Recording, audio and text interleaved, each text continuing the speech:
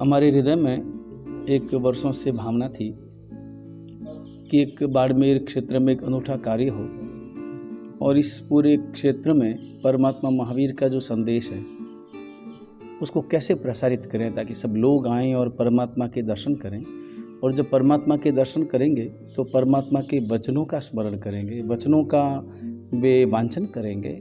और परमात्मा महावीर एक ऐसे अपने आप में एक अद्भुत व्यक्तित्व हुए हैं, तीर्थंकर परमात्मा महावीर, जिन्होंने मानव जाति के कल्याण के लिए, मानव स्वभाव के कल्याण के लिए, जिसमें किसी भी प्रकार का जातिवाद नहीं था, परमात्मा महावीर पहले ऐसे महापुरुष हुए जिन्होंने पूरे भारत में आज से 2500-2600 वर्ष पूर्व जातिवाद का विरोध किया।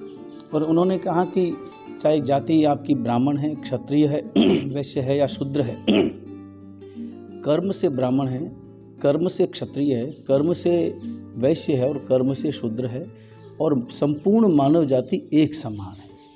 इसलिए परमात्मा महावीर स्वयं क्षत्रिय जाति के थे।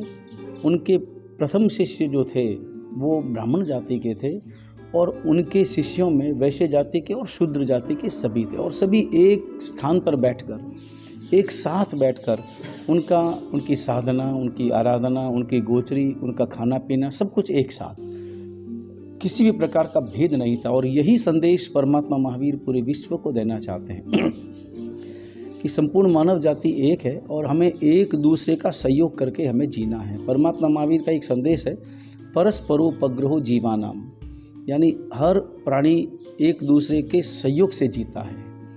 अगर हम एक दूसरे का सहयोग न करें तो हमारा जीवन कभी भी आगे नहीं बढ़ सकता। और यहाँ तक कि पानी भी हमारा सहयोगी है, वायु भी हमारा सहयोगी, पृथ्वी भी हमारा सहयोगी तत्व है।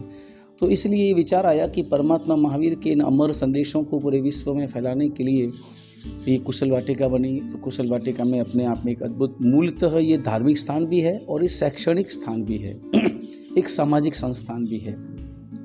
यहाँ पर संस्कारी शिक्षा का वातावरण है। फिर हॉस्टल बना। उसके बाद में ये विचार आया कि यहाँ पर एक परमात्मा महावीर का समवसरण स्थापित किया जाए।